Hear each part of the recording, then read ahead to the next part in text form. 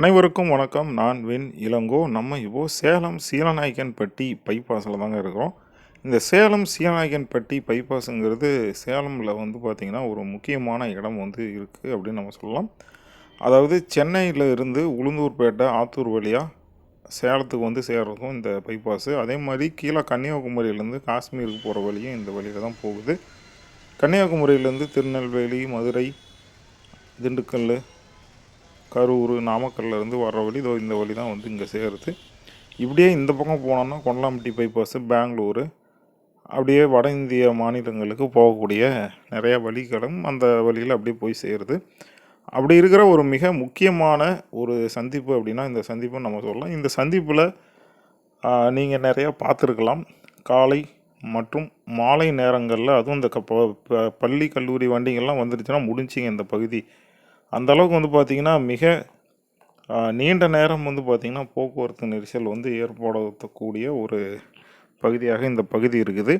இந்த பகுதியில் பெரிய சிக்கல் அப்படின்னு என்னன்னு கேட்டிங்கன்னா, இங்கே மதுரை, அதாவது நாமக்கல்லேருந்து வர வழியிலையும் பாலம் இருக்காது, சென்னையிலேருந்து பெங்களூர் போகிற சைட்லேயும் பாலம் இருக்காது. அதாவது கொண்டலாம்பட்டி பைபாஸ்லேருந்து சென்னை போகிறது ஒரு வழியில் இப்படி போயிடும், மேம்பாலத்தில் ஏறினா நாமக்கலுக்கும் போயிடும். ஆனால் இங்கேருந்து போகக்கூடிய வண்டிகளோ அல்லது சென்னை வழியிலேருந்து பெங்களூர் வழிக்கோ போகிற வண்டிகளுக்கு மேம்பாலங்கள் இல்லாதனால இருபுறங்களும் பார்த்திங்கன்னா வண்டிக்கு கீழே வரும். அது மட்டும் இல்லாமல் சேலம் பழைய பேருந்து நிலையத்திலேருந்து திருச்சிக்கு, அதாவது இந்த பக்கம் மல்லூர் போகிறது, நாமக்கல் போகிற, ராசிபுரம் போகிற எல்லா பஸ்ஸுமே பார்த்திங்கன்னா கீழே தான் போகுது. அதற்கும் மேம்பாலம் இல்லாதனால இப்படி இருக்கிற சூழலில் இந்த இடத்துல போக்குவரத்து நெரிசல் ஏற்பட நிறையவே வாய்ப்புகள் இருந்தது, தற்பொழுதும் இருக்குது. அதை போக்குவதற்கு பார்த்திங்கன்னா சேலம் மாநகர காவல்துறையினர் ஒரு சில வேலைகளை செஞ்சுருக்கிறாங்க. இதோ இப்போ நம்ம பார்க்குறோம் இல்லைங்களா, இந்த மாதிரி. அதாவது இந்த சென்னையிலேருந்து வர்ற வண்டியை நாமக்கல் பகுதியில் கொஞ்சம் தூரம் முன்னாடி அதுக்கப்புறம் இந்த இடத்துல வளைஞ்சி போகுதுங்களா, இந்த மாதிரி வலதுபுறம் திரும்பி மறுபடியும் இங்கேருந்து போய் அப்படியே கொண்டலாம்பட்டி போய் அப்படியே பெங்களூரு, கோயம்புத்தூர் அந்த பக்கம் போகிற மாதிரி மாற்றி விட்ருக்காங்க. அதே மாதிரி நாமக்கல்லேருந்து வர்ற வண்டியும் பைபாஸில் முன்னாடி போய் நின்று இல்லாமல் அதோ இந்த இடம் தெரியுது இல்லைங்களா, அந்த இடத்துல நின்று அதுக்கப்புறம் இந்தாண்ட வர்ற மாதிரி திருப்பி விட்ருக்குறாங்க.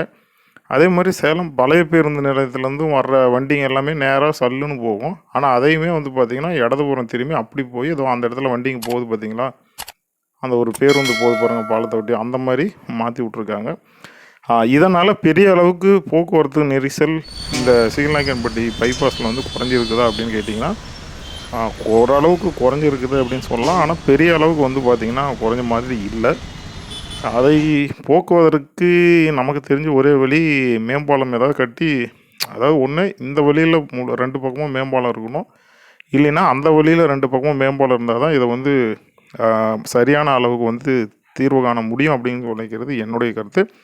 ஆனால் இந்த சிறிய மாற்றத்தினால ஓரளவுக்கு போக்குவரத்து நெரிசல் குறைஞ்ச மாதிரி தான் இருக்குது. அதே மாதிரி என்னன்னா வண்டிங்க ஒரே இடத்துல தேங்கி நிற்கும் இல்லைங்களா, அந்த மாதிரியான நெரிசலும் பார்த்திங்கன்னா சற்று குறைஞ்சி இருக்குது அப்படின்னு தான் நம்ம சொல்லணும். ஆனால் இதே மாதிரி நம்ம எவ்வளோ நாளைக்கு வண்டி ஓட்ட முடியும் என்ன அப்படின்றது நமக்கு தெரியல. அதுக்கு காலம் தான் ஒரு சிறந்த பதிலை நமக்கு கொடுக்கும் அப்படின்னு நினைக்கிறேன். கண்டிப்பாக இந்த மாற்றம் எவ்வளோ நாள் போகுது என்னன்றது நமக்கு தெரியாது. அதற்கு மாற்று தீர்வாக ஒரு நல்ல தீர்வை நெடுஞ்சாலைத்துறையும் தமிழ்நாடு அரசும் சேர்ந்து கொடுத்தாங்க அப்படின்னா எல்லா மக்களுக்கும் இது பயனுள்ளதாக இருக்கும் அப்படின்னு நான் நினைக்கிறேன். மீண்டும் ஒரு நல்ல பதிவில் சந்திக்கலாம். நன்றி, வணக்கம்.